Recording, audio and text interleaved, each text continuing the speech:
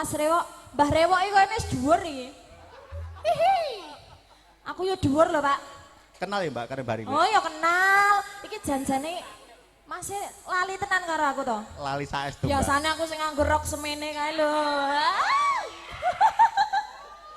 Janjane kowe ning ngendi.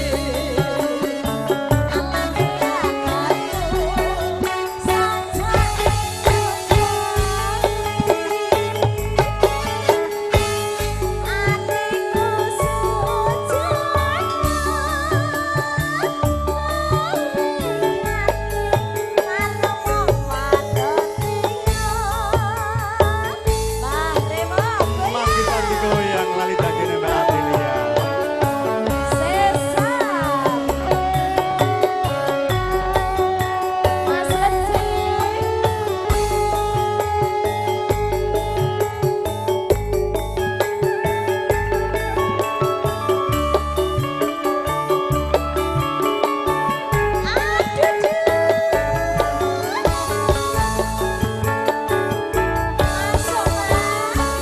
Dino minggu sing tak tunggu kowe ngajak ning Tawang Mangu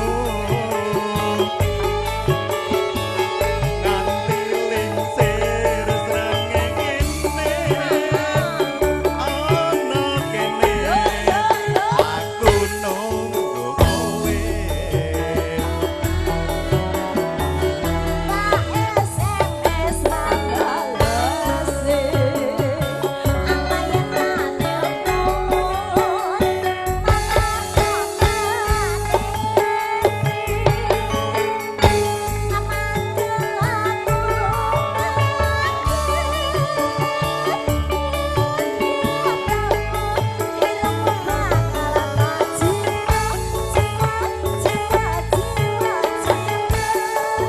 Lali janjine kandhane alesane mangkelake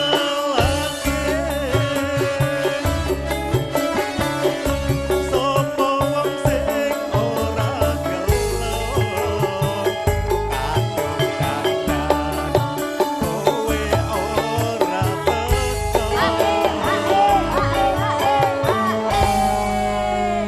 Mas Gondrong sehat. Alhamdulillah. Alah, Mbah. Alah, panjenengane sok nek ngomong jujur tenan lho. Ora takon nyawer. Alah nek tega. tapi iso sithik wae yo nyawari Mbak. Janjane kowe